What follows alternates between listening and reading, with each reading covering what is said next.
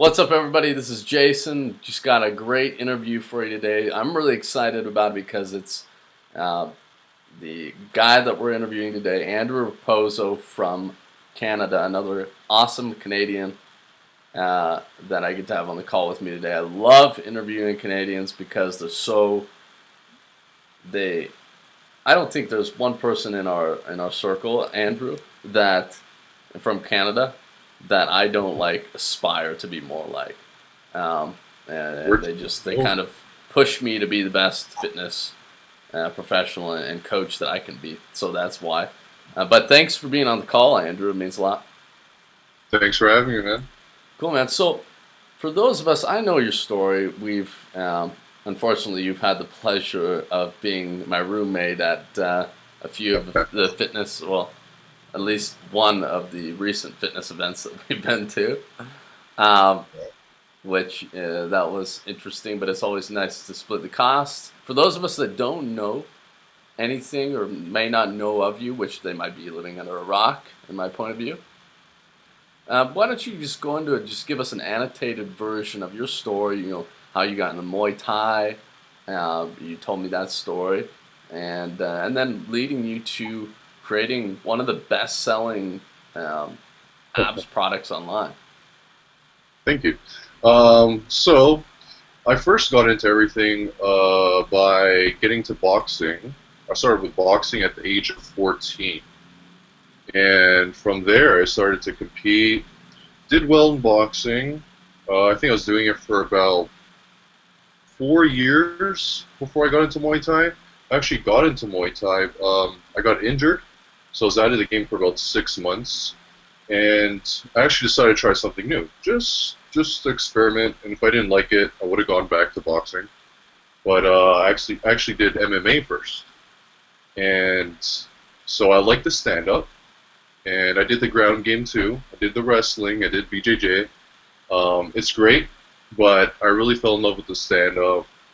There's more strategy elements to the Muay Thai part, so there's more to think about, and that was a big like my fight style. It's all strategic, right? I like using tricks. I like that aspect of fighting. I look at fighting as more of a chess game than a brawl. So I just fell in love with Muay Thai, competed, did pretty well. Ended up being a North American Muay Thai champion. So that's always great. And in that process, also fell in love with fitness as well. I became a trainer. Uh, got really busy with clients. Clients like my style of training. So I decided to make a program. Put everything I know into one program, and boom, I guess exploded. Awesome. That's why I'm there. Great. That's awesome. And I remember when you were having pizza that one night. Well, you were having pizza. I couldn't because I was preparing for a physique comp. You told me that Uh, Muay Thai and the arts really kind of distracted you and really kind of led you to progress in a lot of different ways. So I think that really resonated with me when I was in college. I got into Muay Thai and I loved it. Love everything about Muay Thai and it's awesome. want to get back into it. I've been kind Do of it. Do failing it. to get back into it. So If you ever come by Canada, let me know. We'll do some training sessions, man. We'll have a lot of fun. absolutely cool. So abs in the whole core area just happens to be one of the biggest trouble spots and trouble areas of the entire body for the majority of any population. So, what is the big problem as far as training and conditioning the abs? What do you think the biggest problem, or what would you say the biggest problem that most people kind of run into and kind of can't get past when it comes to training their abs for looking the best they can? For sure. Yeah, the biggest problem I find, you still see a lot of it. Everyone tries to go for that burn. That little burn in your abs, so they'll rep out like hundreds, probably even 1,000 of basic crunch exercises. It doesn't even have to be crunch setups. It could be like variations of that. Where you're just banging out rep after rep, and you're just going until you feel a burn. Then you might end up with a lower back injury. At one point, I actually had a lower back injury from doing too many crunches and stuff. But that's pretty much the typical thing we do, or we see a lot at the gym, and One thing that I like to um, place in a lot of people's programs is training your core for strength. Like you don't need to do an ab exercise for more than just 10 reps. I mean, you can feel your core a ton, and it can also relate to or help assist sports, if you're an athlete, and also everyday living as well. It has more application to those things. Absolutely. You Yeah. know, and it's really come a long way for the better. It's really come full circle, I think, because I've been talking for instance, and I know I've seen your work. Of course, you actually wrote some guest stuff for me on the site, which is actually I think personally one of my favorite guest articles on the site. But one thing that I noticed that I'm talking more about is like when someone wants to like or asking me just a general question on abdominal core training, I say, well, think about it. You know, when you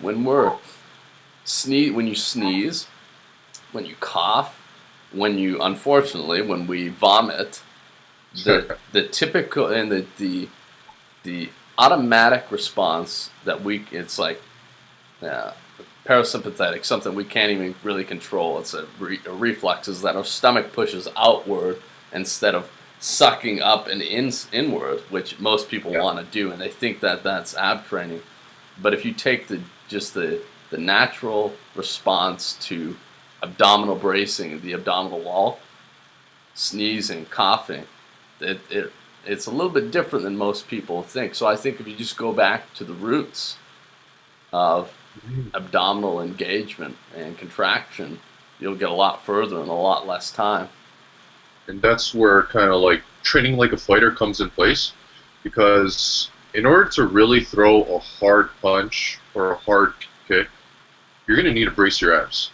So you have to push that abdominal wall Right. out and not suck in. I mean, you can try this just on your pillow or something. Try to punch it as hard as you can while sucking in your stomach. It won't make a huge difference, and actually you'll feel a huge difference if you were to brace your abs really hard.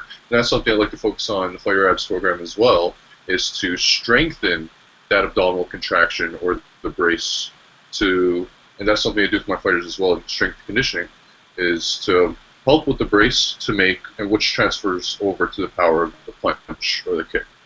Okay. What would you say your average time that if I walk up to you, I've never trained the abs before, but I have the general question of I just want nice looking abs. How long would you tell me to train the abs in any given day or any given session? How many minutes? How long? Honestly, not more than 5 minutes, Okay. 3 times a week, Three three to times a four week. every Okay. other. That's it. Yeah, Very for cool. sure. You get a ton of work in your abs. Nice. So, in other words, you should be able to, when you're hitting your abs, you should be very targeted, very specific, and really focusing on what I like to call is mind-muscle connection. Right? Right, right. Cool. So, uh, you've got fighter abs, and which I love it. I actually ended up using some of your rationale in some of my workouts. I think it was Cool. last fall. No, yeah, it was like last summer almost that you sent that to me. So I actually integrated some of that into my training, and I loved Nice. it primarily because I had the connection Muay Thai again, and so I was like, yeah, I want to do some of this. Um, so going back to Muay Thai and just general daily activities, do you what do you think is the biggest importance of kind of how does it translate into daily life? I mean, we touched on this before with abdominal bracing, and when you gave the fighting or the punching example. How else Right. would you say it translates? And I guess what else do you talk about as far as improving just general daily life uh, in that Well, I aspect? truly believe that the lower back shouldn't be so mobile. We should train our lower back region for stability.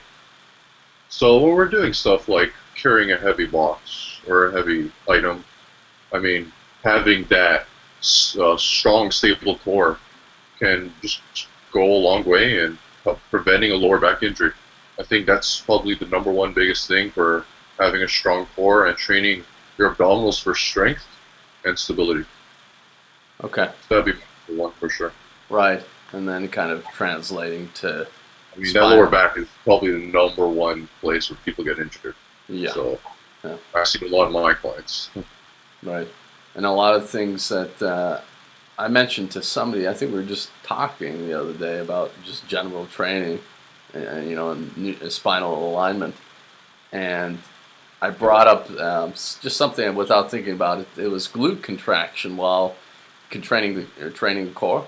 And they're like, wow, I never thought about glute contraction. Yeah, But yeah, if you try that, right, if you try just a simple glute contraction, don't even focus on anything else, you're going to have more power and more overall, uh, you're going to recruit more force in where you're trying to train. And I think that yeah, translates to any muscle group just because the glutes require yeah. so much force. Yeah, and our glutes are a part of our core too. Yep. They're Cool. a huge muscle group. So I'm curious. I'm not going to hold this question back any longer. I can't. It's been too difficult. Where can Uh-oh. we find out more about Fighter Apps 2.0? Because I'm really excited about it. You got follow along workouts in there, right? Yes, we have that as an add-on Okay. this time around, Okay. so people can follow that. A lot of people have been loving those, so I've been getting great feedback on that.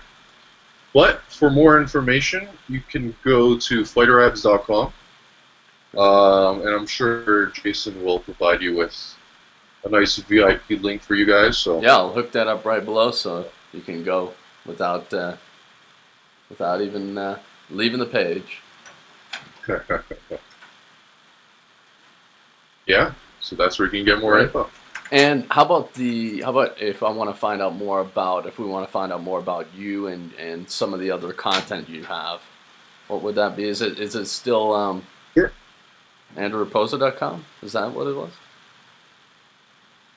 My blog at andrewraposo.com. Perfect. So Andrew and then Raposo, Raposo.com.